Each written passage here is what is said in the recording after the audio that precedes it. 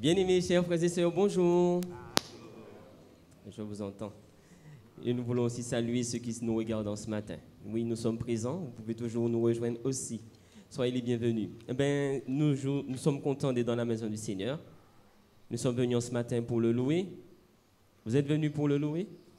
Alors, mettez-vous debout. Avant la louange, nous allons prier le Seigneur. Et après la prière, chanter, adorer et louer notre Seigneur, notre Dieu. Je suis sûr que si je demande un témoignage, je pourrai avoir un témoignage de ce que Dieu a fait dans vos vies tout au long de cette semaine écoulée. L'Éternel est puissant. Et nous sommes rassemblés ce matin pour lui dire merci pour ce qu'il est, merci pour ce qu'il fait. Et avant de commencer, avant de prier, nous allons lire ensemble ce verset affiché, Cantique des degrés, ensemble, de Salomon. Si l'Éternel ne bâtit la maison, ceux qui la bâtissent travaillent en vain. Si l'Éternel ne garde la ville, celui qui la garde veille en vain. En vain, vous levez-vous matin et vous couchez-vous tard et mangez-vous le pain de douleur. Il en donne autant à ses bien-aimés pendant leur sommeil. Nous pouvons témoigner que le Seigneur prend soin de ses enfants. Prions. Nous voulons ce matin, Éternel, Dieu de grâce, Dieu fidèle, Dieu saint, Dieu trois fois saint, te bénir et t'exalter. Nous voulons élever ton beau nom, car toi seul, Éternel, tu règnes dans les cieux, sur la terre. L'univers, Seigneur, est entre tes mains et tu la diriges selon ta volonté. Et Dieu fidèle, en ce matin, nous sommes dans la joie, car tu nous donnes en ce matin cette possibilité de venir t'adorer, te louer, te chanter. Ô Éternel, sois glorifié et béni. Nous te disons merci pour la vie, le mouvement et l'aide que tu nous donnes, la santé pour certains. Seigneur, merci de nous garder et de prendre soin de nous, Seigneur, chaque jour. Et nous te prions cet instant de nous bénir et de répandre sur nous ta grâce. Nous sommes à tes pieds, Seigneur, et reconnaissants pour tout ce que tu es et ce que tu fais. Nous voulons aussi te demander pardon pour nos transgressions, nos iniquités, nos péchés commis devant ta face. Seigneur, donne nous laver et nous purifier dans ce sang précieux versé à la croix pour nous. Seigneur éternel, purifie nos cœurs, purifie notre âme, purifie nos corps et sanctifie nos pensées. Permets que nous puissions être connectés avec toi, Seigneur, par ton Saint-Esprit, en Jésus-Christ notre Seigneur. Nous te disons merci de nous conduire dans ta maison et Seigneur, reçois ce matin nos louanges et notre adoration. C'est notre prière. Par Jésus-Christ notre Seigneur et Sauveur et pour ta gloire. Amen. Nous sommes dans la maison du Seigneur et nous voulons déposer à ses pieds nos fardeaux, nos soucis, nos craintes, nos peurs. Nous déposons au pied de notre Seigneur toutes ces choses. Pour pouvoir l'adorer et le chanter. Nous déposons, mais nous ne repartons pas avec. Amen. Nous déposons, mais nous ne repartons pas avec.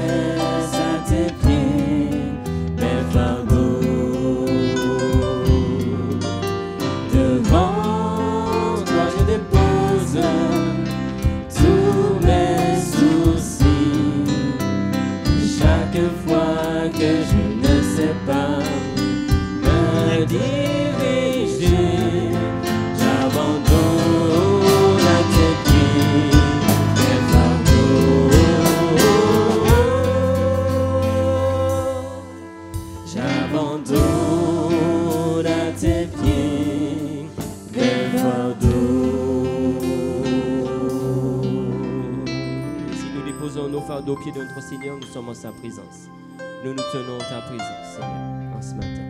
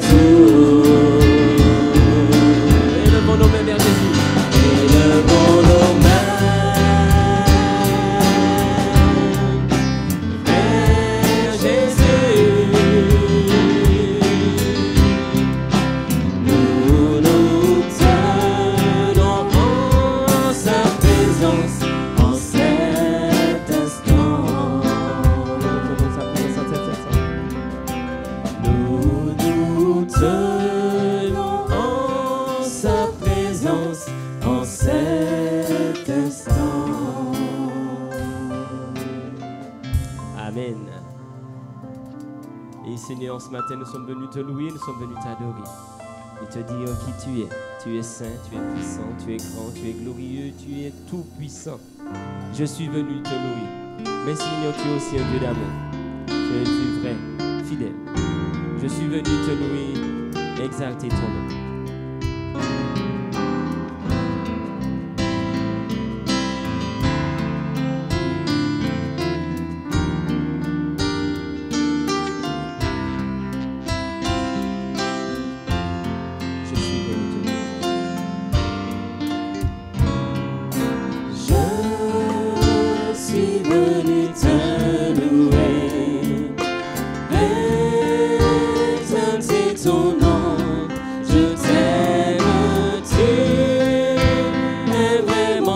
Pour moi, et je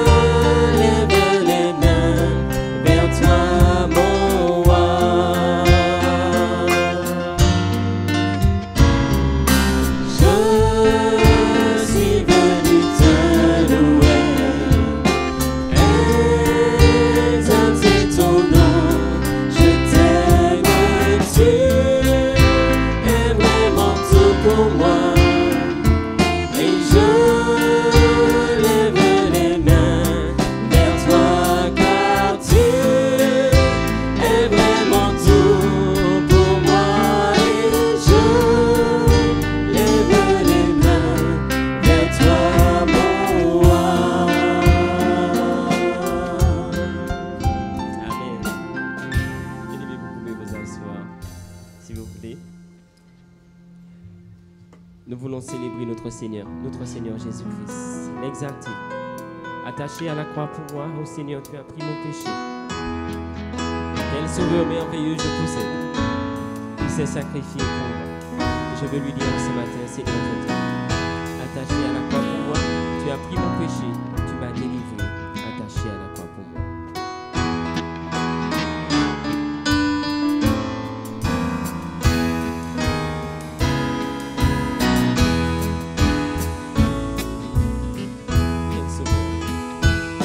Sauveur merveilleux je possède, il s'est sacrifié pour moi, et sa vie innocente il cède, pour mourir sur l'infâme Attaché à la croix.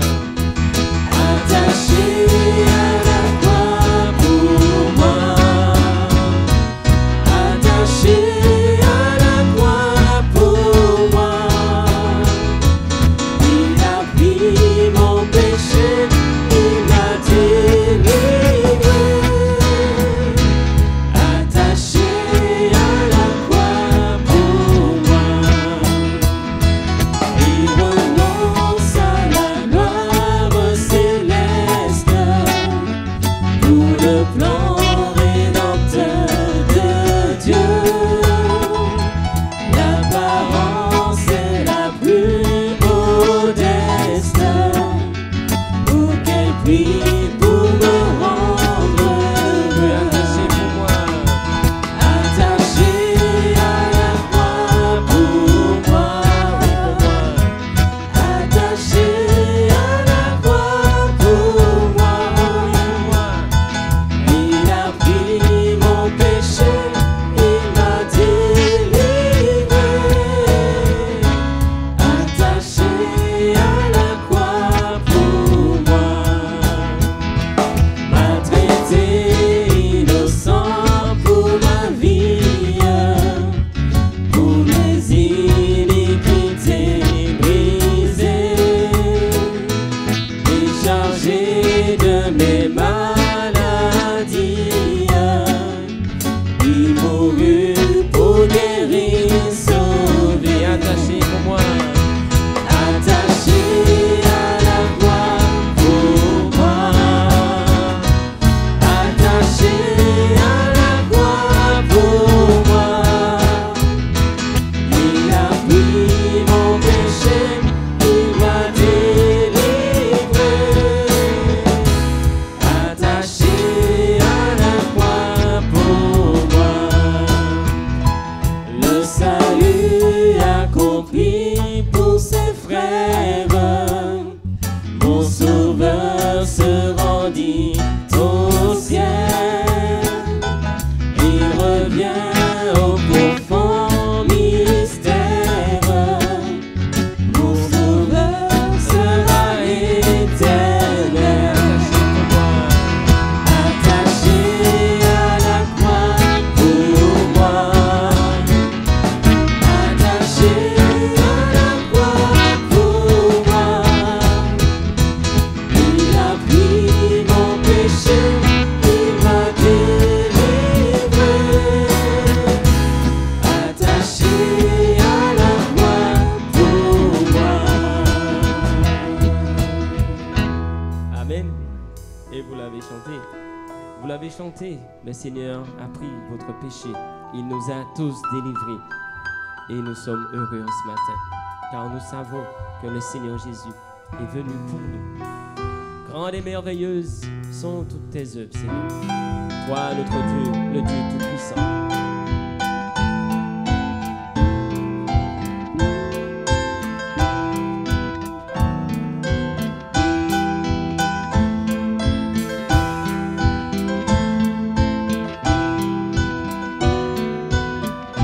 Grandes et merveilleuses.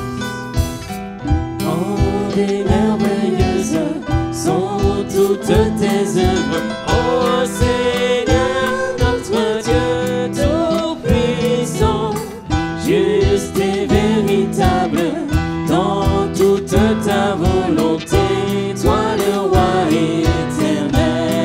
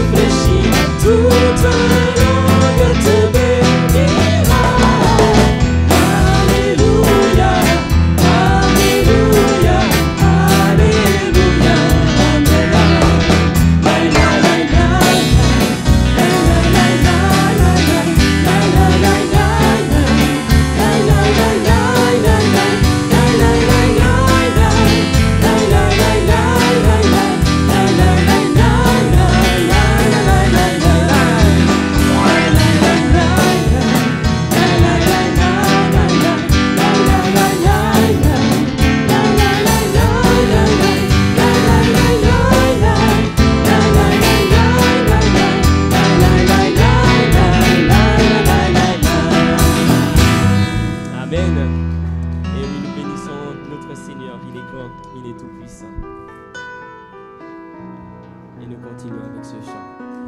Dieu, dans sa gloire, est puissant. Sa voix retentit sur les eaux. Sa voix puissante, répondit. Et on va se tenir debout pour donner ce point.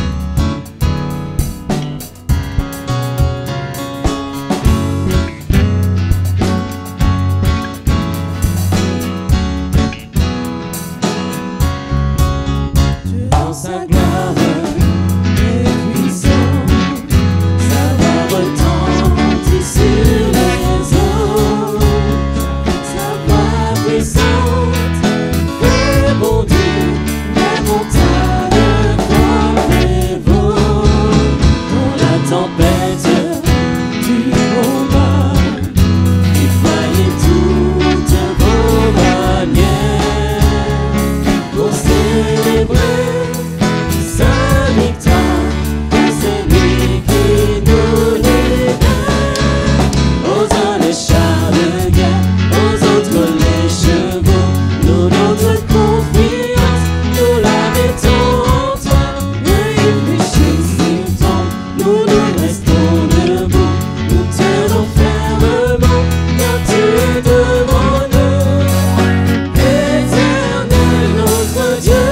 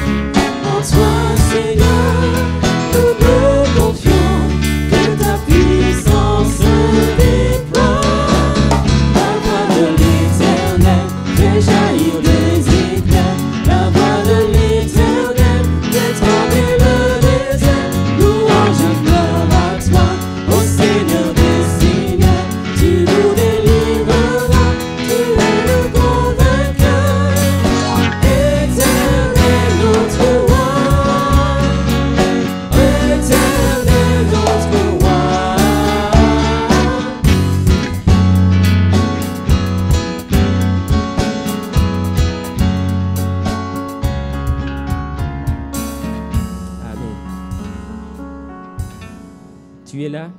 Vous êtes conscient que le Seigneur est là avec nous? Il est présent parmi nous et il nous parle et nous voulons l'adorer. Tu es là et tu agis chaque jour dans nos vies. Tu es là. Je t'adore, Seigneur. Je t'adore. Tu es là, présent parmi nous.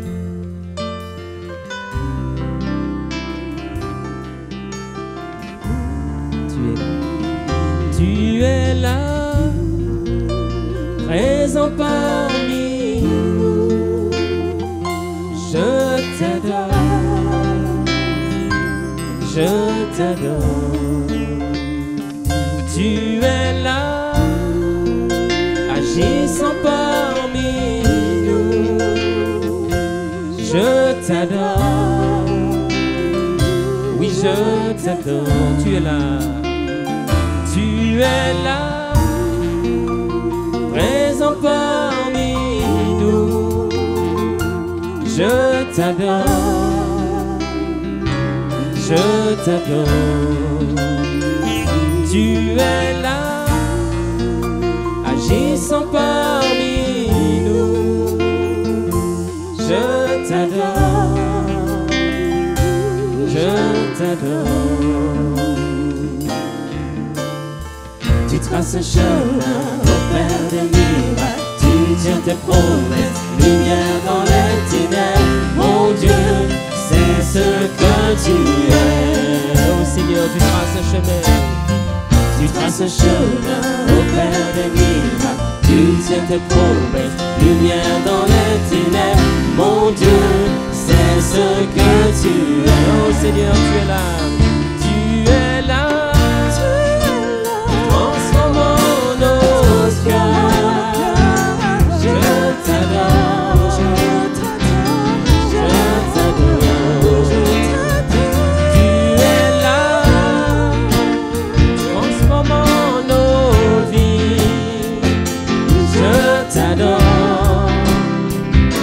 Je t'adore, tu es là.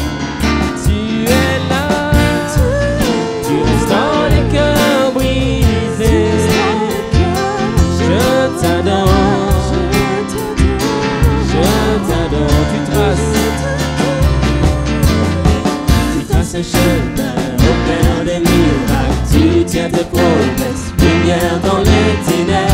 Mon Dieu, c'est ce que tu es. Tu traces un chemin au Père des miracles. Tu tiens tes promesses, lumière dans les ténèbres. Mon Dieu, c'est ce que tu es. Trace un chemin Au Père des miracles, tu tiens tes promesses, lumière dans les ténèbres. Mon Dieu, c'est ce que tu es là présent parmi nous.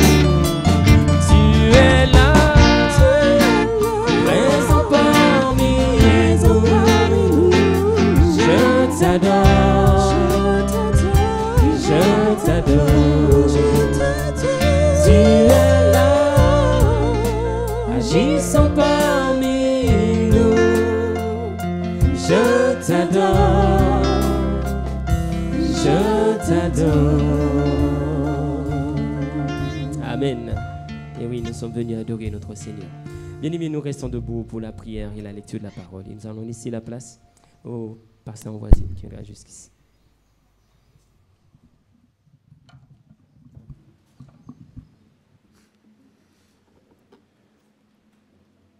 Frères et sœurs, chers amis, bonjour.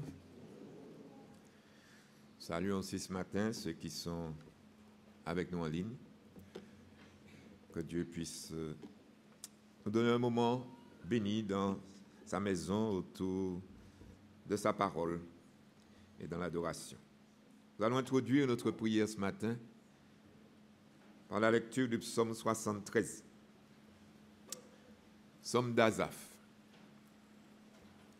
Oui, Dieu est bon pour Israël, pour ceux qui ont le cœur pur. Toutefois, mon pied allait fléchir, mes pas étaient sur le point de glisser, quand je portais envie aux insensés en voyant le bonheur des méchants. Rien ne les tourmente jusqu'à leur mort, et leur corps est chargé d'embonpoint. Ils n'ont aucune part aux souffrances humaines. Ils ne sont point frappés comme le reste des hommes. Aussi l'orgueil leur sert de collier, la violence est le vêtement qui les enveloppe. L'iniquité sort de leurs entrailles, les pensées de leur cœur se font jour. Ils raillent et parlent méchamment d'opprimés. Ils profèrent des discours hautains, ils élèvent leur bouche jusqu'aux cieux et leur langue se promène sur la terre. Voilà pourquoi son peuple se tourne de leur côté, il avale l'eau abondamment. Et il dit, comment Dieu saurait-il? Comment le Tout-Puissant connaîtrait-il? Ainsi sont les méchants, toujours heureux, ils accroissent leur richesse. C'est donc en vain que j'ai purifié mon cœur et que j'ai lavé mes mains dans l'innocence. Chaque jour, je suis frappé. Tous les matins, mon châtiment est là. Si je disais, je veux parler comme eux, voici, je trahirais la race de tes enfants. Quand j'ai réfléchi là-dessus pour m'éclairer, la difficulté fut grande à mes yeux, jusqu'à ce que j'eusse pénétré dans les sanctuaires de Dieu et que j'eusse pris garde au sort final des méchants. Oui, tu les places sur des voies glissantes. Tu les fais tomber et les mets en pièces ou en ruine. Et quoi? En un instant, les voilà détruits. Ils sont enlevés, anéantis par une fin soudaine, comme un songe au réveil. Seigneur, à ton réveil, tu repousses leur image. Lorsque mon cœur s'aigrissait et que je me sentais percé dans les entrailles, j'étais stupide et sans intelligence. J'étais à ton égard comme les bêtes. Cependant, je suis toujours avec toi. Tu m'as saisi la main droite, tu me conduiras par ton conseil, puis tu me recevras dans la gloire.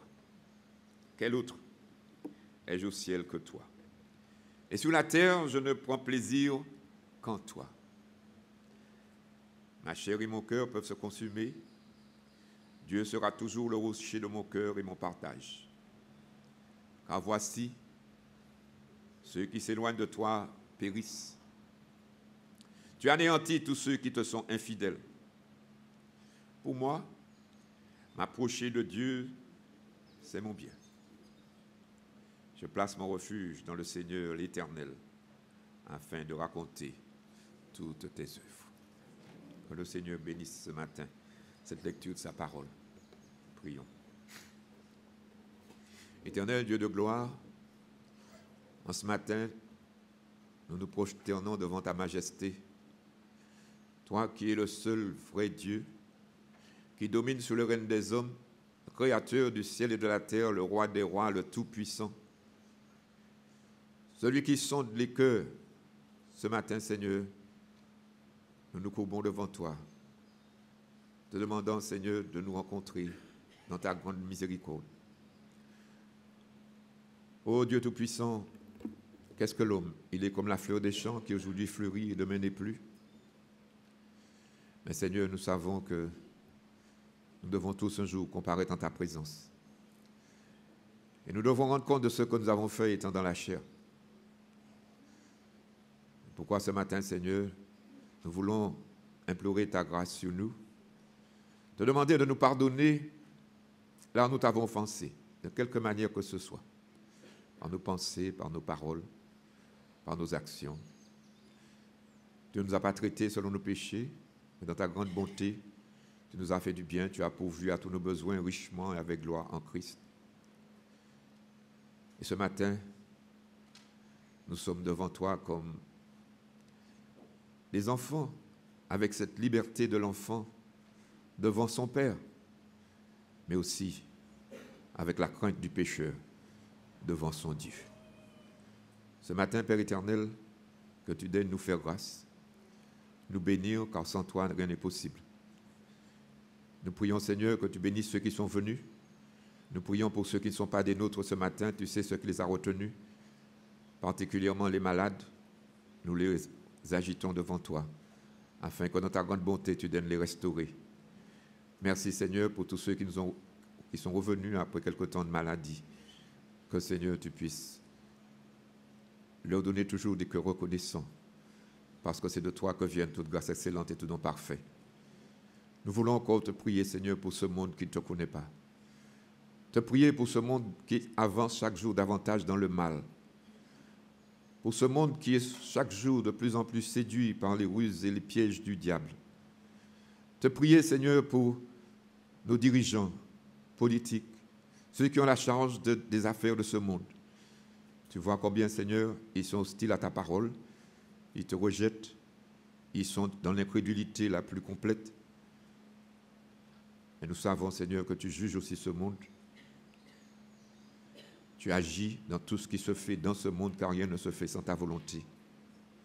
Et nous savons, Seigneur Jésus, que tu viens bientôt, avec les anges de ta puissance, pour recueillir tes enfants auprès de toi, mais pour juger aussi et condamner ceux qui, par leur cœur impénitent, te rejettent et persécutent aussi ton peuple. Nous prions ce matin pour tous ces pays dans lesquels ton nom ne peut pas être évoqué. Invoqué, Seigneur, nous te demandons que tu fasses grâce à tes enfants qui sont dans les prisons, dans les camps, ceux qui errent ça et là, ceux qui sont dans la disette, dans la famine. Tu connais toutes choses. Père, visite encore ce monde en grâce, de la même manière que tu le visites en jugement. Ce matin, donne à ton serviteur la liberté, la sagesse, l'assistance de l'esprit, les mots qui conviennent pour exposer ta parole comme il faut. Donne-lui la liberté. Ô Père éternel, parle aussi à ceux qui sont ici encore étrangers à ta vie, inconvertis, impénitents. Donne les visiter et leur donner le don de la repentance et de la foi. Nos yeux sont sur toi. Seigneur, bénis. C'est notre prière par Jésus-Christ, notre Seigneur. Amen. C'est la chorale qui va venir en ce moment pour chanter un chant à la gloire du Seigneur.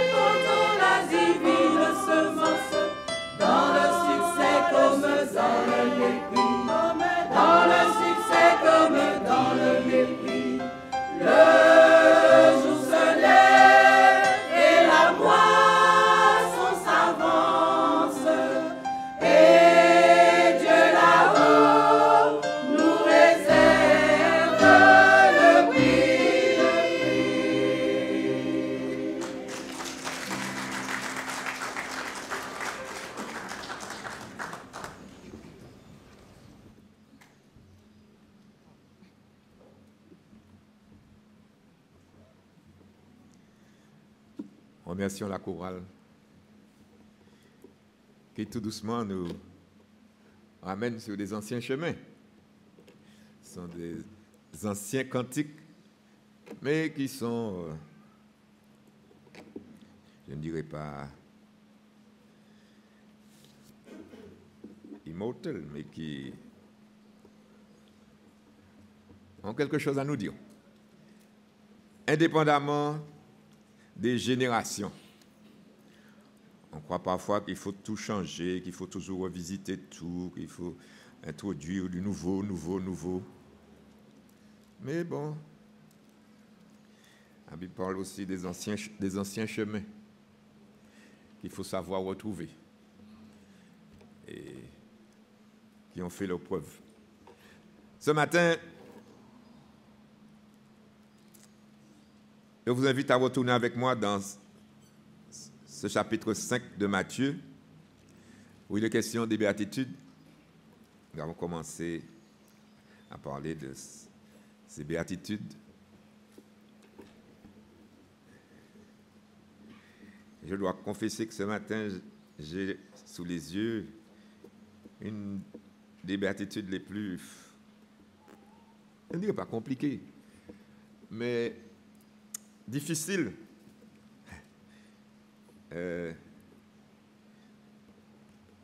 je ne pouvais pas passer le texte à quelqu'un d'autre. Mais bon, c'est un texte, il n'est pas difficile. Dans un sens, en même temps, il est exigeant.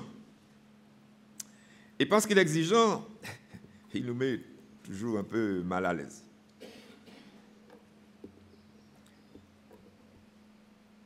Ce verset 8 de Matthieu 5 nous dit « Heureux ceux qui ont le cœur pur, car ils verront Dieu. » Heureux ceux qui ont le cœur pur.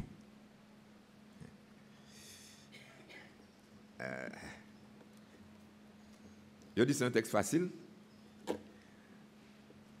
Ce qui nous enseigne, c'est un fil rouge qui parcourt toutes les Écritures. La nécessité d'avoir un cœur pur pour fonctionner avec Dieu. Mais le problème, c'est que quand on se regarde, et quand on regarde le monde, on regarde autour, on se demande où est le cœur pur. Si vous connaissez quelqu'un, parfois nous lisons le psaume 124 en introduction pour le culte. Et bon, nous ne le réalisons pas toujours que c'est un psaume messianique. Quand ce psaume dit « Qui pourra monter à la montagne de l'Éternel? Qui s'élèvera jusqu'à son lieu saint? Celui qui a les mains innocentes et le cœur pur. » Parfois, on pense que nous pouvons aller parce que nous avons les mains innocentes et le cœur pur. Vous êtes sûr de ça? Vous êtes sûr de ça?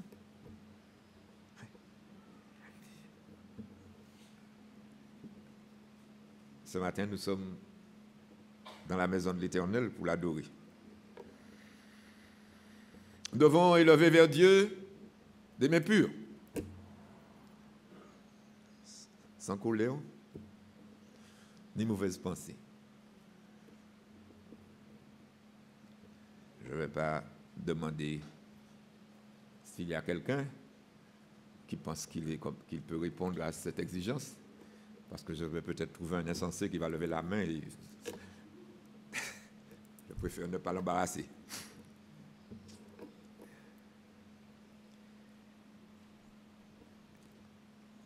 Mais ce matin, j'aimerais d'abord vous parler de cette question de voir Dieu, et puis ensuite, sur cette question, dans un deuxième temps, du cœur pur.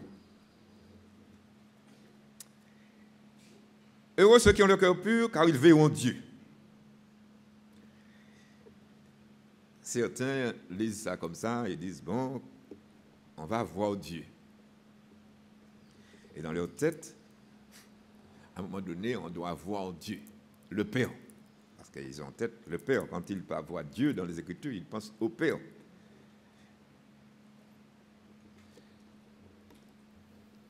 Mais bien aimé, c'est pas ça que ce texte veut dire.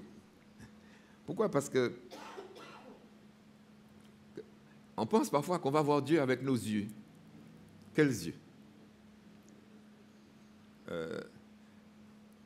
La Bible nous dit dans Jean 4, verset 24, Dieu est esprit.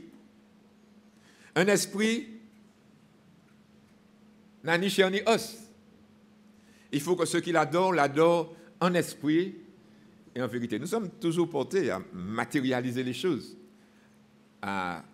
Certains imaginent Dieu comme étant un être grand, il a une grande barbe. Ce n'est pas pour lui ressembler que je laisse ma barbe pousser. Dieu n'a pas de barbe. Une barbe blanche. Vous avez des mythologies qui parcourent le monde. On s'imagine que Dieu est en quelque part assis sur un grand trône. Dieu est esprit. Un esprit n'a ni chair ni os. Dieu est présent partout dans tout l'univers avec toute sa personne. Bon, j'ai dit un truc là qui vous ne pouvez pas comprendre parce que ce n'est pas compréhensible. présent partout, en même temps. Il n'est pas tantôt là, tantôt en Martinique, tantôt en Chine, tantôt il ne voyage pas dans l'espace. Il est omniprésent, il est présent partout. Mais il est présent partout avec toute sa personne, c'est-à-dire, c'est pas sa tête est là et puis son pied, il n'a pas de tête, il n'a pas de pied. Vous savez, dans la Bible, vous avez des images. Vous avez un langage anthropologique, c'est-à-dire qui utilise un langage humain pour faire comprendre certaines choses. Il parle de la main de Dieu, là. Mais Dieu n'a pas de main.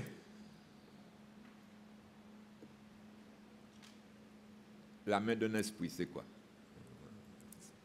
Un esprit, vous ne le tenez pas, vous ne le saisissez pas. Dieu est esprit. Il faut que ceux qui l'adorent en esprit et en vérité. La Bible nous dit que Dieu est invisible. Dans 1 Timothée 1, verset 17. Il est invisible. Au roi des siècles, immortel, invisible. Seul Dieu. Soit honneur et gloire au siècle des siècles. Amen. Invisible. Quelqu'un qui est invisible, c'est quelqu'un qui est invisible.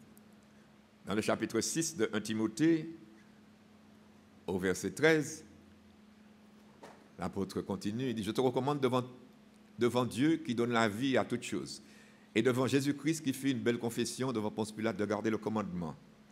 Et il continue, il dit, et de vivre sans tâche, sans reproche jusqu'à l'apparition de notre Seigneur Jésus-Christ, qui manifestera en son temps le bienheureux et seul souverain, le roi des rois et le Seigneur des seigneurs, qui seul possède l'immortalité en lui-même, qui habite une lumière inaccessible que nul homme n'a vue. Nul homme ne l'a vu, ni ne peut le voir. À qui appartiennent l'honneur et la puissance éternelle. Amen. On ne peut voir Dieu qu'avec les yeux de l'esprit. Encore, je dis quelque chose qui nous dépasse. Même dans la gloire, dans l'éternité. Parfois, on se dit, ouais, quand tu sors au ciel, on va voir Dieu. On va voir Dieu où? Nous ne pouvons voir Dieu qu'en Christ.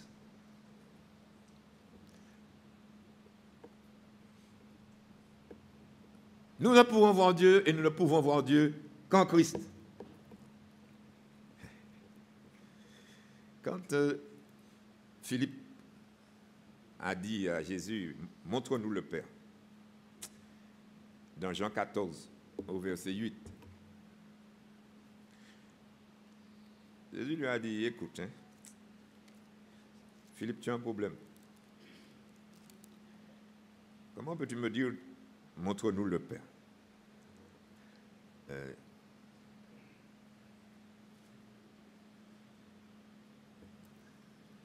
Comment veux-tu me dire de te montrer le Père?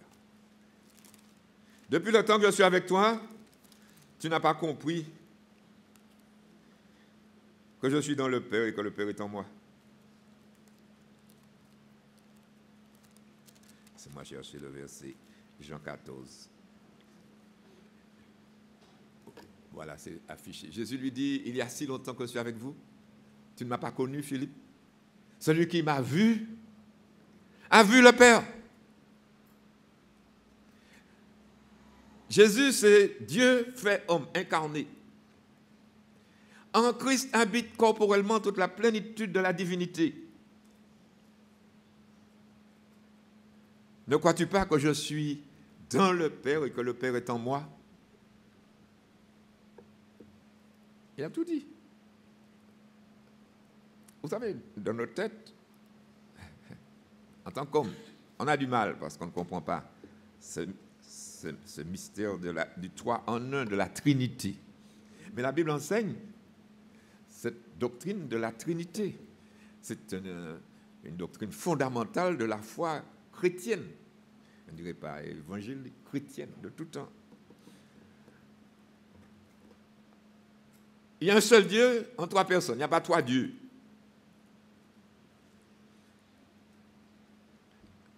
Mais il y a trois personnes en Dieu. Dieu est Père, Fils, Saint-Esprit.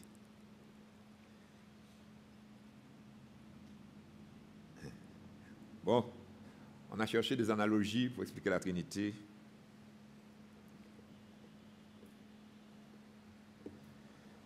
C'est toujours imparfait. Mais quand la Bible nous parle de Dieu,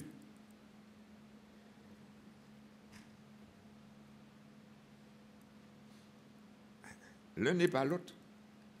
Et en même temps, il y a un seul Dieu. C'est-à-dire que il y a ce que nous appelons dans notre jargon, il y a une seule essence divine. J'utilise un mot. Une essence. Une seule nature divine. J'utilise un autre mot qui rejoint.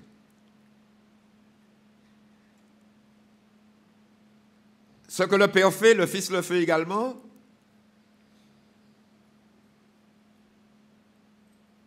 L'un n'est pas l'autre. Ils sont égaux, mais il y a une seule substance, j'ai utilisé encore un autre mot, divine.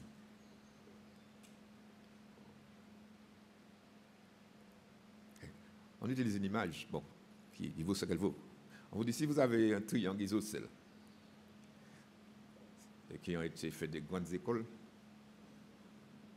vous savez ce que c'est qu'un triangle isocèle. Un triangle isocèle, c'est un triangle qui a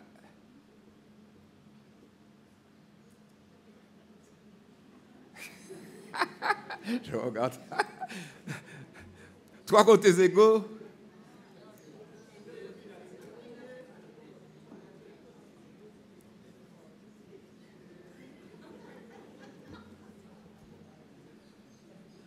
Alors, il faut que je retourne faire mes classes. Trois côtés égaux, trois angles égaux. C'est un triangle équilatéral. J'ai oublié ça. Il y a tellement longtemps que j'ai appris ça. Mais bon, je sais que j'ai ouvert un débat là entre les jeunes, ils ne savent même plus quoi et quoi. Mais il y a un seul triangle. Il y a trois angles, pareil, mais c'est un seul triangle. Il n'y a pas trois triangles, il y a un seul triangle. Un angle n'est pas l'autre, un côté n'est pas l'autre, mais c'est une image. Mais l'un ne va pas sans l'autre.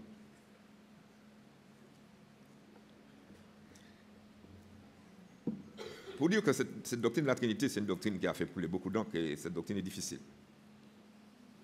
La gloire de Dieu est manifestée en Christ. Et la gloire de Dieu se voit en Christ. Et quand nous sommes au ciel, on va voir Christ. Parce que Christ nous ressemble. Enfin, il nous ressemble. Dans ce sens qu'il a une nature humaine. Il est ressuscité, il est monté au ciel, et il est monté au ciel avec son corps. Un corps glorieux, mais il a un corps. Il a dit à Thomas, touche-moi, regarde, un esprit. Je ne suis pas un esprit n'a ni chair ni os. Regarde-moi, touche-moi, mets ta main. Donc, ce Jésus-là est monté au ciel. Nous allons le voir. Mais le Père qui remplit la divinité, qui remplit l'univers,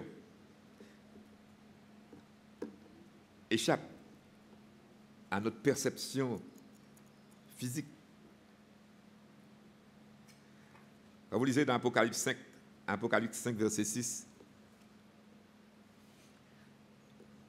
il y a une parole qui dit qu'on a vu un trône. frère Marie-Joseph, pas Marie-Joseph, mais Jeanne-Rose a parlé de ça le jour du 11 novembre. Il disait qu'il a parlé de ce texte. Je vis au milieu du trône. Il y a le trône de Dieu. Et au milieu des 4 êtres vivants, et au milieu des vieillards, un agneau. Il a vu cet agneau, le Christ immolé, au milieu du trône. C'est lui qui est sur le trône. C'est Dieu.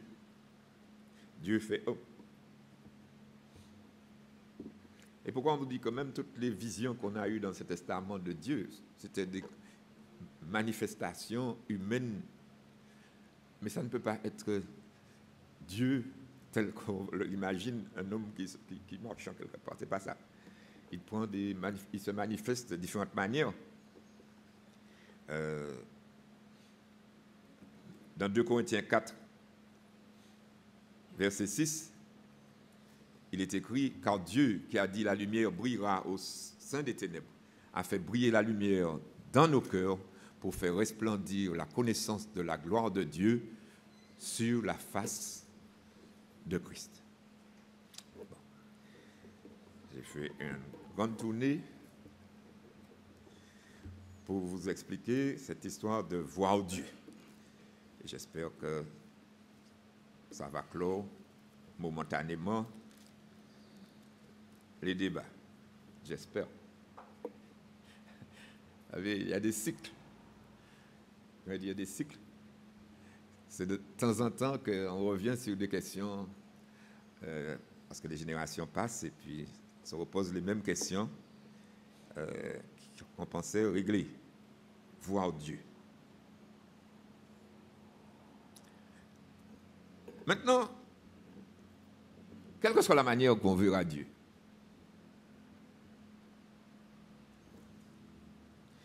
dans la gloire ou présentement, ou qu'on peut voir Dieu présentement avec les yeux de notre cœur ou de notre esprit.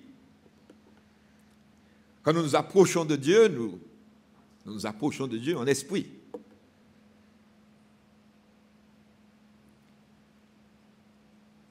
Il est dit que pour voir Dieu, il faut avoir le cœur pur.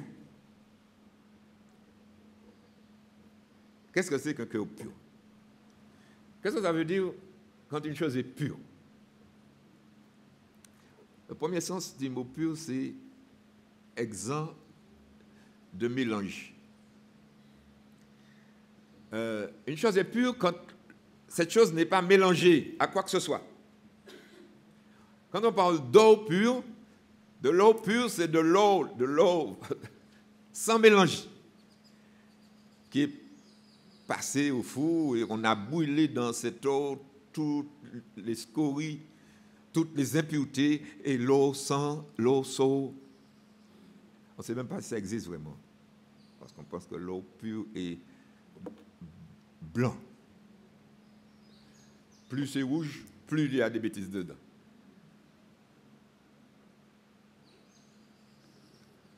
Quand vous parlez du vin pur,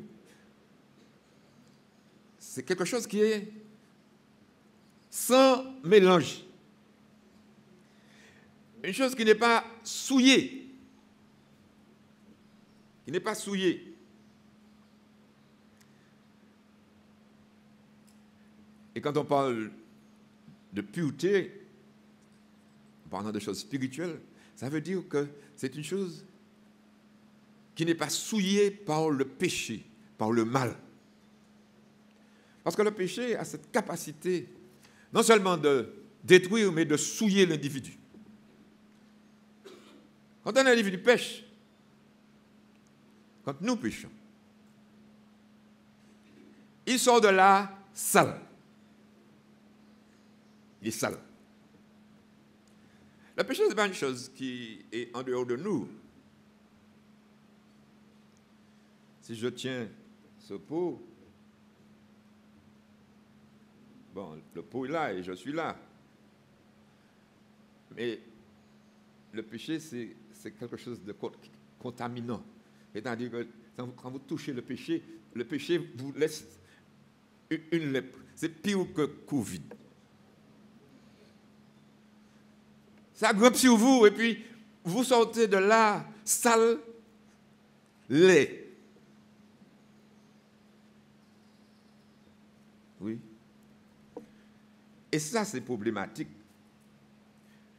Et cette souillure-là, non seulement on la traîne, mais on la transmet.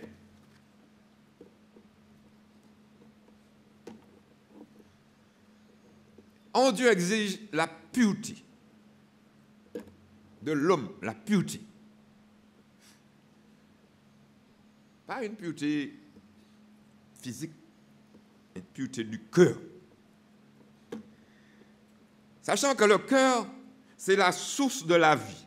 Non seulement de la vie physique, mais aussi de la vie spirituelle. La vie spirituelle et morale. C'est du cœur que viennent. Du cœur que viennent. Quand quelqu'un pose un acte, ce n'est pas seulement il pose un acte qui est détaché de lui, c'est de son cœur que c'est sorti. Quand il dit une parole, une vieille parole, ce n'est pas un truc qui est sorti de nulle part, c'est sorti de son cœur. Parce que c'est de l'abondance du cœur que la bouche parle. Donc c'est le cœur qui n'est pas bon. C'est gâté. Gâté. Quand la source est souillée, les actions sont nécessairement souillées. Dans toutes les rivières, il y a une source. Toutes les rivières ont une source. Ça coule. Mais dès que vous avez souillé la source, tout ce qui est en contrebas est pollué. Vous ne pouvez pas souiller la source et puis quoi qu'en bas, ça peut vous donner autre chose que nous souiller. J'ai lu ce verset de Matthieu 15, je l'ai cité, où il est dit du cœur que viennent les mauvaises pensées, les adultères, les impuretés, les jalousies, les querelles. Les pharisiens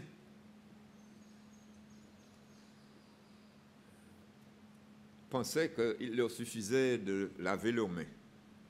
Ils étaient très stricts sur cette affaire de pureté d'après eux. Ils se lavaient, ils lavaient leur corps. Et Jésus leur a dit, mais vous êtes, dans Matthieu 23, vous êtes des tombeaux blanchis. Vous triez, d'après vous, vous êtes spirituel. D'après vous. Vous triez ci, vous triez ça, vous machin, nanana. Dans Matthieu 23, verset 25, il dit, vous êtes des tombeaux blanchis. Vous nettoyez le dehors de la coupe et du plat. Au-dedans, il y a de la rapine, de l'intempérance. Vous êtes des hypocrites. Pharisiens aveugles, nettoie premièrement l'intérieur de la coupe et du plat, afin que l'extérieur aussi devienne net. On est confronté là à un problème incroyable. Bon, nous sommes des hommes, nous regardons à l'apparence. Il y a ce qu'on voit. Malheureusement, ou heureusement, on ne voit pas en dedans, on ne voit pas le cœur.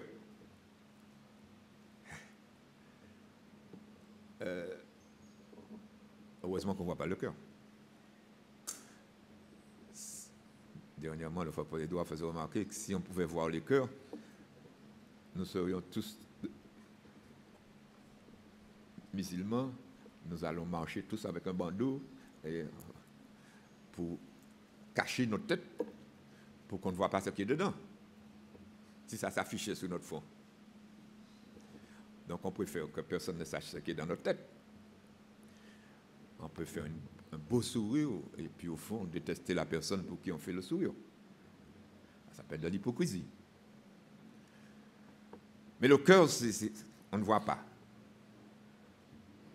On ne voit pas, mais Dieu voit.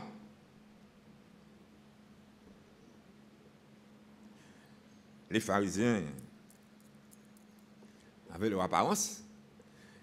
Ils soignaient l'extérieur. Ils étaient toujours nickel. Alors, vous savez comment l'homme est compliqué et aussi, on aime tourner la parole. Vous ce que je dis là, tout le monde est d'accord. Tout le monde va être d'accord que c'est le cœur qui importe. Dieu regarde le cœur. Mais de notre côté, alors il y a des gens qui font n'importe quoi, ou qui font des choses, peut-être pas n'importe quoi, mais ils font des choses, et quand on les reprend, ils nous disent « Ah, de toute manière, Dieu regarde au cœur. » Et quand ils vous ont dit « Dieu regarde au cœur », ils se sont absous, et on dit « Il ne faut pas regarder l'apparence. » Ah bon? Ça peut avoir un sens. Mais c'est souvent dit pour justifier des comportements qui ne sont pas bons.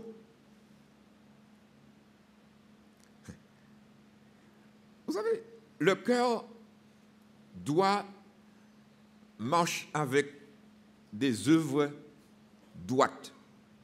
On ne peut pas avoir un cœur pur et des œuvres impures. C'est impossible.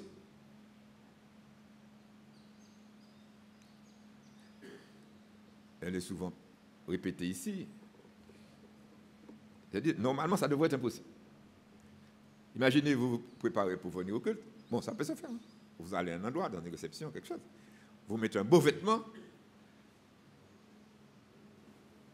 Vous pouvez avoir un sous-vêtement sale. D'accord? Personne ne le voit.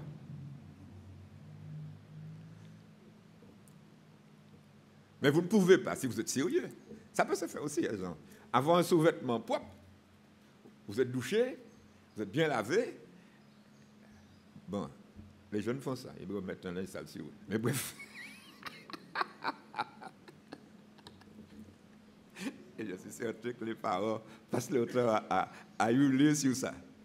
On fait des choses. On veut se doucher, se laver, et puis on prend un vêtement, le vêtement est sale. Ça n'a pas de sens. Techniquement, si vous êtes lavé, vous devez chercher un vêtement propre, un sous-vêtement propre et un vêtement propre, pour qu'il y ait un ensemble, une uniformité, qu'on soit consistant.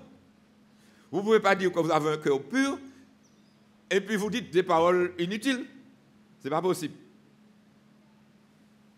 Ce n'est pas possible. Si vous dites une parole inutile, c'est votre cœur n'est pas droit. Vous n'allez pas raconter des choses. Ah, Dieu regarde au cœur. Vous regardez l'apparence. Oui, on regarde l'apparence parce que l'apparence renvoie ce qui est dans le cœur. Vous pouvez me dire que vous avez un bon cœur et puis vous injuriez, vous agressez des gens, vous êtes violent et vous avez bon cœur. Vous n'avez pas un bon cœur. Si vous faites ça, c'est parce que le cœur n'est pas bon.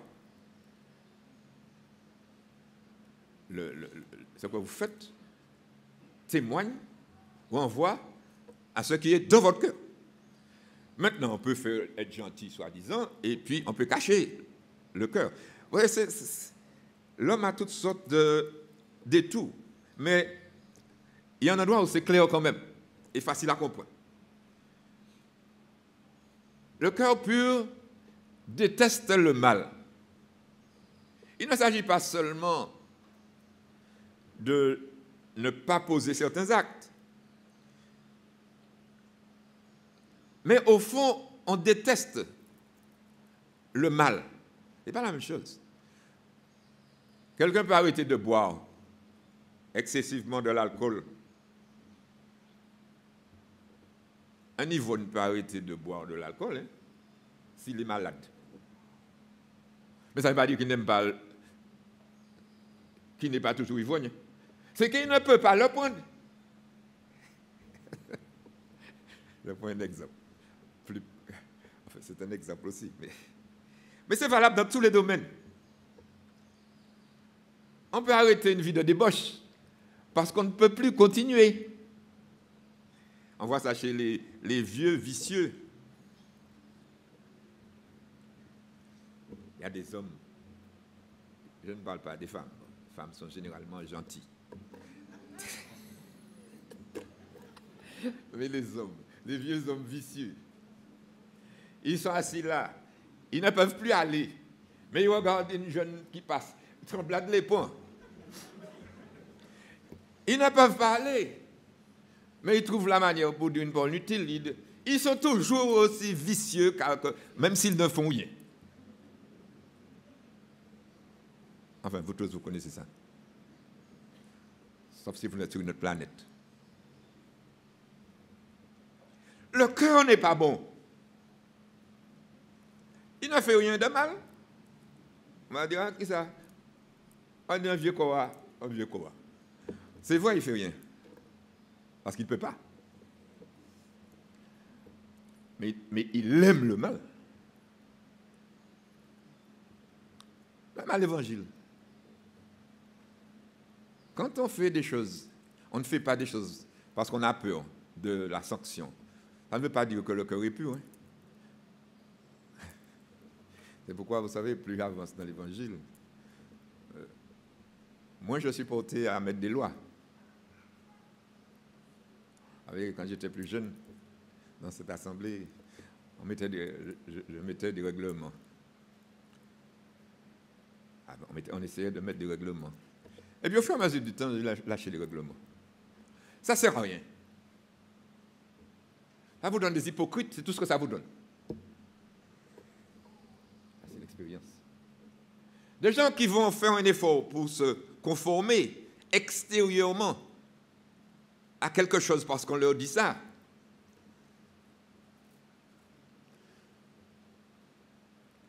On dit il faut t'habiller d'une manière, il faut mettre un vêtement présentable, etc. Parfois, on m'a souvent repris. On dit, ah, parce que ton voisine, tu ne te reconnais plus. Comment ça, tu laisses ça passer dans l'église? Comment les gens rentrent comme ça, habillés comme ça? C'est pas que je ne les vois pas. Et c'est pas parce que je suis plus choqué. Non, je suis aussi choqué. Mais elle va dire à la personne quelque chose, elle va mettre un vêtement pour me faire plaisir, pour que l'on ne parle pas sur sa tête, mais après, elle est au même endroit. C'est pas la peine. C'est pas la peine, ça ne m'intéresse pas. Tant que cette personne, le Saint-Esprit n'a pas fait un travail dans cette personne pour que cette personne soit changée, vraiment devienne une personne spirituelle, ce n'est pas la peine de faire la police. Dans l'évangile, il n'y a pas la police. On n'a pas besoin de gendarme. Un enfant de Dieu sait comment il doit s'habiller. Non? La Bible dit qu'on doit s'habiller avec pudeur, décence, modestie. Hein, Emmanuel? Et tout. On fait tout un débat. Ah ouais, qu'est-ce que c'est que décent? Décent veut dire quoi? Tout le monde comprend ce que c'est que décent veut dire. Non? Allez dire à quelqu'un, tu dois t'habiller avec décent. Ah, qu'est-ce que décence? Je ne suis pas décent. Si vous ne comprenez pas ce que décent veut dire, ce n'est pas la peine. Si vous ne comprenez pas ce que modestie veut dire, ce n'est pas la peine. C'est de l'hypocrisie en disant que vous ne connaissez pas. Vous savez très bien. Vous ne savez pas ce que pudique veut dire. Mais si vous allez dire à quelqu'un, ton vêtement est impudique. Ah, qui est impudique comme ça? Ou quand tout le bagage, ils ont quand même mal, tout partout. Ok, tu es bien habillée, ma fille. Continue, bon voyage. C'est fini avec ça. Vous allez rentrer dans un débat sans fin. Parce que le cœur de cette personne n'est pas droit devant l'Éternel. La personne ne veut pas plaire à Dieu non plus. C'est tout. Eh bien, l'évangile, ce n'est pas une affaire humaine. Ce n'est pas un machin qu'on fait pour plaire aux hommes, on plaît aller à Dieu.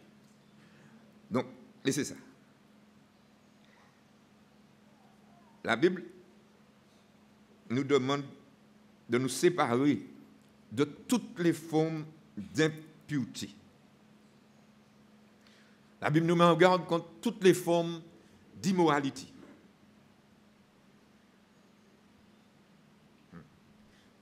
Dans 1 Corinthiens 6, verset 19, je lis quelques versets. Et vous savez, je vous dis ça. Je dis ça pour les nouveaux, peut-être, et puis les jeunes, peut-être, qui n'ont jamais lu ces textes. Mais bon, les anciens connaissent ces textes. Si vous ne le mettez pas en pratique, ce n'est pas parce que vous ne connaissez pas. 1 Corinthiens 6,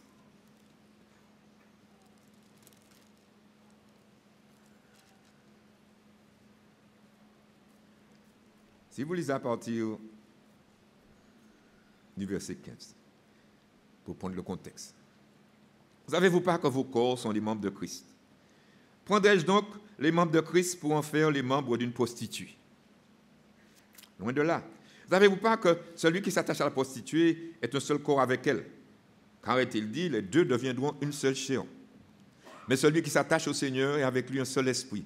Fuyez l'impudicité. L'impudicité, c'est la débauche physique, morale. C'est le fait de prendre homme, prendre femme en dehors du mariage, c'est n'importe quoi. Dès qu'on vit libre comme ça, on est dans l'impudicité. Quel autre péché qu'un homme commette? Ce péché est hors du corps. Mais celui qui se livre à l'impudicité pêche contre son propre corps. Ne savez-vous pas que votre corps est le temple du Saint-Esprit qui est en vous et que vous avez reçu de Dieu et que vous ne vous appartenez point à vous-même? Quand vous avez été racheté un grand prix, glorifiez donc Dieu dans votre corps et dans votre esprit qui appartiennent à Dieu. C'est clair, net. Bon. On lit ça. Bon. On va dans Jude 23. C'est partout dans la Bible. Cette affaire-là, je sais, la société dans laquelle nous sommes est comme elle est. Mais il y a un problème. Au verset 22, Jude dit, reprenez les uns, ceux qui contestent, sauvez-en d'autres en les arrachant du feu, et pour d'autres encore, ayez une pitié mêlée de crainte, haïssant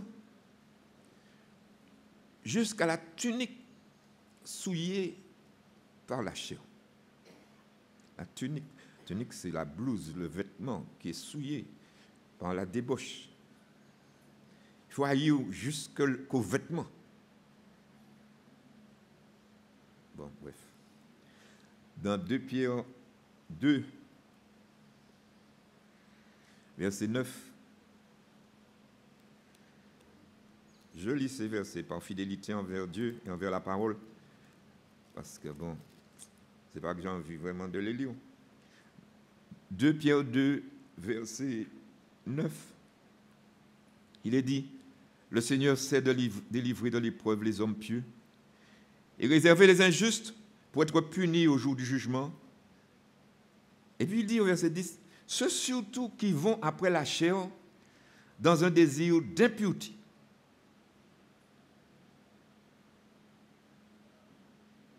Ceux qui vont, surtout, il y a un surtout là, Dieu a une détestation particulière vis-à-vis de cette affaire-là. Aujourd'hui, les gens traitent avec légèreté, de plus en plus, le monde est comme il est. Je ne vais pas parler de ce qui se passe. Ceux qui vont après la chair dans des désirs d'impureté. L'impureté est partout dans le monde. Il n'y a pas besoin de vous dire ça. J'ai préparé mon message, je méditais plutôt sur ce texte et j'écrivais quelques notes. Il y avait la télé allumée. Bon, je suis dans mon séjour, dans le séjour, j'écris. Je réfléchis, je médite, je note. Et puis il y avait une publicité. Et levé la tête. Ça m'a agacé, énervé. J'étais à la télé. J'ai failli écraser la télé. Ce que j'ai vu là, à la télé, ça m'a agressé.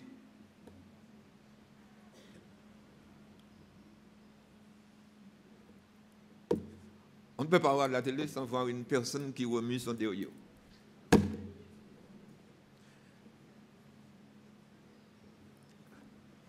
Ce n'est pas fait pour la sanctification des croyants.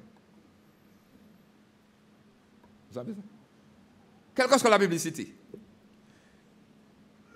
l'individu a un corps. Même si vous mettez Coca-Cola à un endroit, vous pouvez le mettre sur son dos. Montrez-nous la personne avec un Coca-Cola écrit dans son dos. Non? C'est pas bon, cette publicité-là? ça ne va pas attirer les regards de la moitié de la population. Mais il y a quelque chose. Télé, c'est tout le temps. Internet, vous êtes abreuvé avec le même truc. La musique, le même truc. Vous allez à la plage, c'est la même chose. Vous allez dans la rue, c'est la même chose. Vous allez dans le libre service, c'est la même chose. J'ai déjà dit ça parfois à mon épouse sur les courses. Parfois, elle me dit, regarde. Je dis, regardez ce monde-là. Je ne regarde pas. Pour moi, ils sont des inutiles qui sont en train de faire de la publicité. Mais tout ce qui est sur une table de marché ne vaut pas grand-chose. Les choses valables, on les trouve cachées. Même dans les affaires de Dieu, il n'y a pas le temps. Et vous savez, les plus belles fleurs que vous pouvez voir sont des fleurs qui s'ouvrent la nuit. Et puis, au petit matin, quand le soleil se lève, la fleur se ferme. Les sœurs qui sont intéressées par la beauté de la nature comprennent ce que je dis. Il y a le matin, vous verrez 8h, 9h du soir. Et vous voyez des fleurs, mais formidables. Et puis le matin, caché. L'homme est trop sale pour regarder ça. Les affaires de Dieu, comme si Dieu fait ça pour le ciel, il ne fait pas ça pour les hommes. Il y a des choses que vous devez mettre sur votre table ou dans votre séjour, ce n'est pas fait pour que vous puissiez voir. Mais, en tout cas, cette impureté ambiante est incompatible avec la spiritualité. Dans Philippiens 4, verset 8, la Bible nous dit au contraire, au reste, frères, que tout ce qui est vrai, tout ce qui est honorable, tout ce qui est juste, tout ce qui est pur, tout ce qui est aimable, tout ce qui mérite l'approbation, ce qui est vertueux et digne de louange, que ces choses soient l'objet de vos pensées. Un beau verset. Il n'y a pas le temps de développer ce texte. Mais vous savez, aucun homme ne peut se purifier. Nous sommes, je parle ainsi, tous les hommes sont dans le même sac. Il n'y a point de juste pas même un seul. Tous sont égarés, tous sont pervertis. La Bible nous enseigne que seul Christ peut laver l'homme, purifier l'homme. Pour voir Dieu, il faut que Christ nous ait au préalable purifié, lavé, sanctifié. Dans Jean 13, verset 8, Jésus lave les pieds de ses disciples avant de partir. Pierre lui dit, non, jamais tu ne me laveras les pieds. Et Jésus dit, si tu ne me laves pas, si je ne te lave pas, tu n'auras point de part avec moi. Ne me dis pas de ne pas te laver, parce que si je ne te lave pas, tu n'es pas dedans. Alors Pierre dit, oui, mais alors donne-moi un grand bain. Et il dit non seulement les pieds, mais encore les mains et la tête. Il dit, c'est pas la peine que je te... Vous êtes pur. Celui qui est lavé n'a besoin que de se laver les pieds pour être entièrement pur. Et vous êtes pur. Vous êtes pur. Mais il dit non pas tous, parce qu'il y avait un Judas dedans qui n'était pas pur.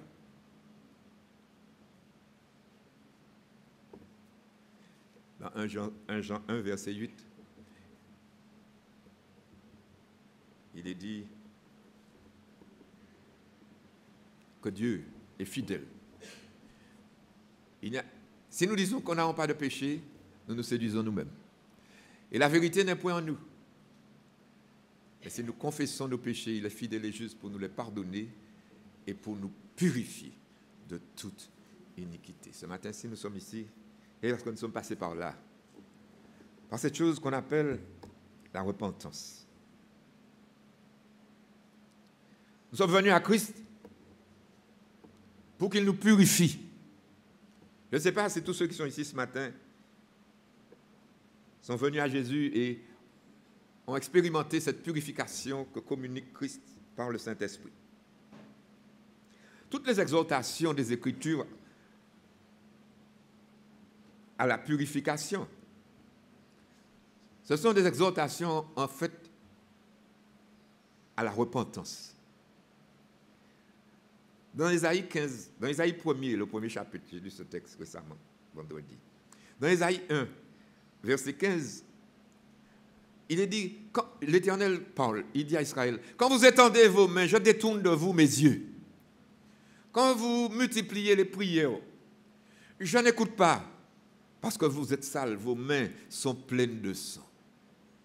Lavez-vous, lavez-vous, purifiez-vous. Ôtez devant mes yeux la méchanceté de vos actions, cessez de faire le mal. Il dit toutes les exhortations à la purification, ce sont des exhortations à la repentance. Des exhortations à venir à Jésus pour qu'il puisse, par son sang qui a coulé sur la croix, nous laver. C'est le seul endroit où on peut rester. C'est sous la croix, en permanence, en esprit, pour être lavé. Pourquoi on ne peut pas passer vraiment une journée, se coucher vraiment et dire Seigneur, sans dire Seigneur, lave-moi. Vous êtes salis toute la journée. Nous sommes salis toute la journée. Dès que vous êtes parti de chez vous, vous allumez la radio pour des nouvelles, vous avez un bon zinc, un machin, des paroles, des vieilles paroles, des vieilles blagues, des machins. C'est la boue qu'on envoie sur vous. Et on prend des oreilles pour des poubelles. Et puis on met des cochonneries dedans comme ça. Et puis parfois on entend des chrétiens qui sont là en train de rire de ça, comme s'il y a quelque chose à rire dans ça. Eux-mêmes sont au même niveau. Ah, les bêtises. Ce n'est pas correct ce qui est dit là. Mais on arrive à être tellement bouillé, on ne sait même plus ce qui est bien et ce qui est mal. Dans Jacques 4, il dit purifiez. Dans Jacques 4, verset 8, il dit purifiez-vous. Approchez-vous de Dieu, il s'approchera de vous. Nettoyez vos mains. Purifiez vos cœurs. Ce n'est pas nous-mêmes qui pouvons faire ça, ce n'est pas vrai. Vous ne pouvez pas prendre votre cœur et puis le bosser, le laver, lui donner aucun javel. Le sang de Christ nous purifie de tout péché.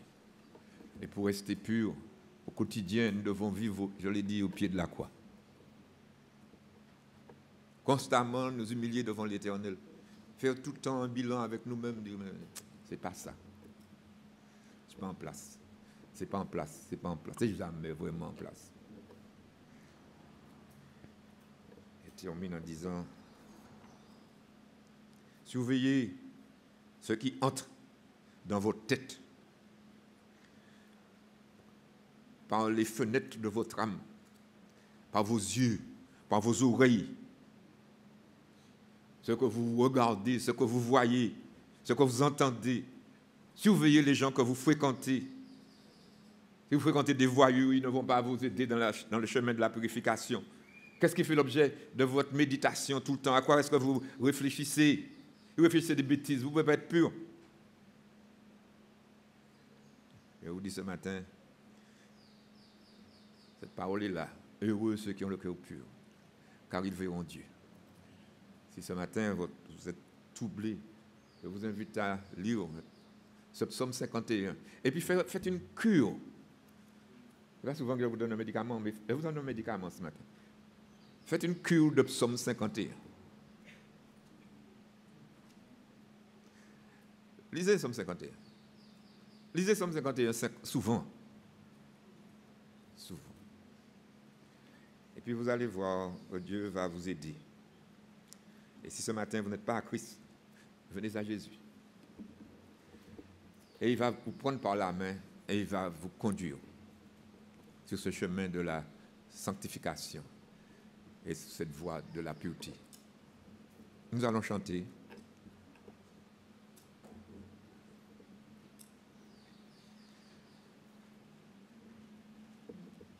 Ô mon Sauveur, à toi seul je veux être. Viens pour toujours habiter dans mon cœur. Brise l'idole. Et de ce cœur sois maître. Rends-moi plus blanc que la neige, Seigneur. Et on va se tenir debout pour entonner ce cantique, bien-aimé. Oui, par ton sang, lave mon cœur. Rends-moi plus blanc que la neige, ô Seigneur.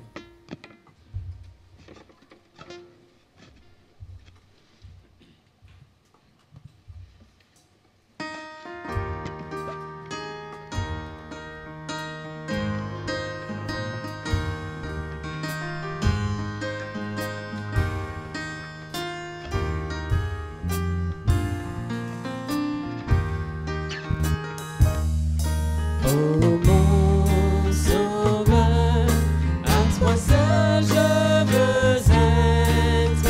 Viens pour toujours habiter dans mon cœur.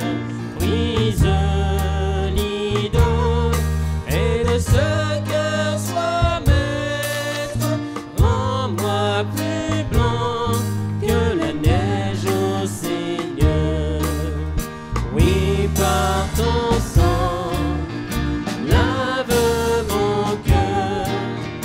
Rends-moi plus blanc que la neige, ô Seigneur. En moi, Jésus, ne laisse aucune place où le péché ce qui s'en interdit. Agneau de Dieu, que ton sang pur efface ce qui me vient de son pouvoir maudit. Oui, par ton sang, lave mon cœur. Rends-moi plus blanc que la neige, ô Seigneur. Par ton esprit, de ton trône de gloire, Seigneur, en moi, misérable pécheur, pour remporter la conquête victoire et nettoyer entièrement mon cœur. Oui, par ton sang, lave mon cœur. Rends-moi plus blanc que la neige, ô Seigneur. Tu vois, Seigneur, j'attends plein d'espérance. Près de ta croix où ton sang fut versé, là j'ai reçu la nouvelle naissance. Là mon soupir fut toujours exaucé. Oui, par ton sang, lave mon cœur. Rends-moi plus blanc que la neige, ô Seigneur. Alléluia, ton image divine en moi, Seigneur, apparaît par la foi. Béni sois-tu de ma sainte origine. J'ai pour toujours tous les titres en toi. Et par ton sang, mon pauvre cœur devient plus blanc que la neige, ô Seigneur. Seigneur, tu as entendu ce cantique qui est notre prière en ce matin. Nous comptons sur toi afin que, Seigneur, tu nous fasses grâce et que tu aies pitié de nous dans notre misère. Aide-nous vraiment, donne-nous vraiment cette détestation du mal qui convient à des saints. Merci pour ta miséricorde qui se manifeste chaque matin. Et accompagne-nous, Seigneur, dans le reste de cette journée. Maintenant que l'amour de Dieu le Père, la grâce de notre Seigneur Jésus et la communion du Saint-Esprit soient et demeurent avec chacun de nous de maintenant jusque dans l'éternité.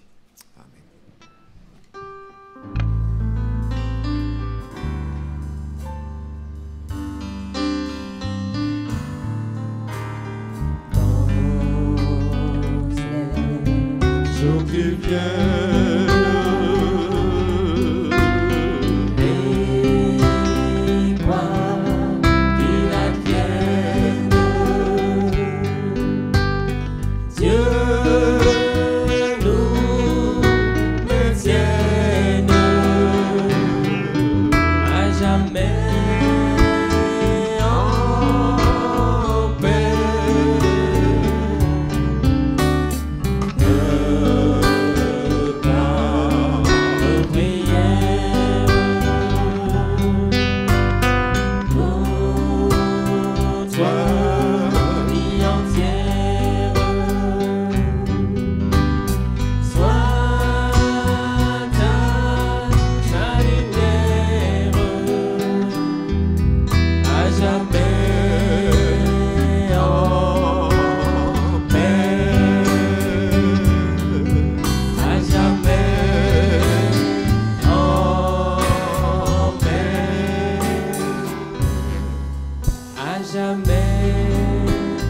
en paix.